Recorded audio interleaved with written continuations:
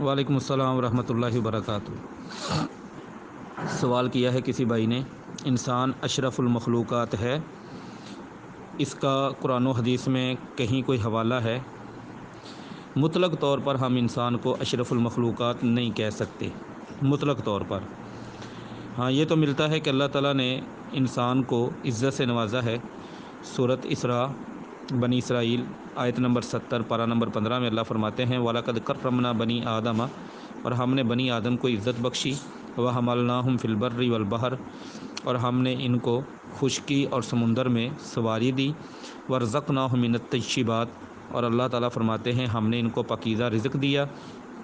وَفَضَّلْنَاهُمْ عَلَىٰ كَثِيرٍ مِّمَّنْ خَلَقْنَا تَفْضِيلًا، مطلق طور پر نہیں کہا بلکہ کہا کہ ہم نے اپنی مخلوق میں سے بہت زیادہ پر ان کو فضیلت دی۔ یعنی جب ہم کہتے ہیں اشرف المخلوقات تو اس کا مطلب ہوتا ہے تمام مخلوقات۔ حالانکہ اس آیت میں اللہ تعالیٰ نے یہ نہیں کہا تمام مخلوقات، بلکہ اللہ تعالیٰ نے فرمایا ہے کہ اکثر مخلوقات۔ ایسے ہی ایک اور حدیث آتی ہے صحیح بخاری میں 7405 نمبر پر۔ اس حدیث میں ابو ہریرہ رضی اللہ تعالیٰ عنہ فرماتے ہیں، اللہ کریم کا فرمانا ہے حدیث قدسی، انا عند ظنی عبدی بی، میں اپنے بندے کے ساتھ اس کے گمان کے ساتھ مطابق ہوتا ہوں، جس طرح کا وہ میرے ساتھ گمان رکھتا ہے میں اسی طرح کا اس کے ساتھ ہوتا ہوں۔ وانا معہ اذا ذکرنی، آگے حدیث میں لفظ ہے میں اس کے ساتھ ہوتا ہوں جب وہ مجھے یاد کرتا ہے، فإن ذکرنی فی نفسی ذکرتہ فی نفسی، اگر وہ مجھے اپنے دل میں یاد کرے تو میں بھی اس کو اپنے نفس میں یاد کرتا ہوں۔ آگے اللہ کریم فرماتے ہیں کہ وَإِن ذَكَرَنِي فِي مَلَئٍ، اگر وہ جماعت میں مجھے یاد کرے، ذَكَرْتُهُ فِي مَلَئٍ خَيْرٍ مِّنْهُ، میں اس بندے کو ایسی جماعت میں یاد کرتا ہوں جو ان سے بہتر ہے۔ اب انسانوں میں بیٹھ کر ایک جماعت میں یاد کرتا ہے، جبکہ اللہ کریم فرماتے ہیں میں ایسی جماعت میں یاد کرتا ہوں جو انسانوں سے بہتر ہے۔ اب اس میں بھی مخلوق، اور یقیناً اللہ کے پاس جو جماعت ہے وہ فرشتوں کی جماعت ہے، تو اس میں فرشتوں کی جماعت کو بہتر قرار دے دیا گیا۔ میری سمجھ کے مطابق ہم یہ تو کہہ سکتے ہیں، سورۃ 3 میں اللہ نے فرمایا والتین والزیتون وطور سینین وہذا البلد الامین لقد خلقنا الانسان فی احسن تقویم،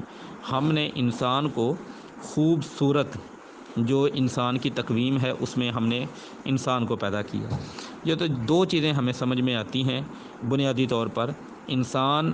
ایک ذہین مخلوق ہے، انسان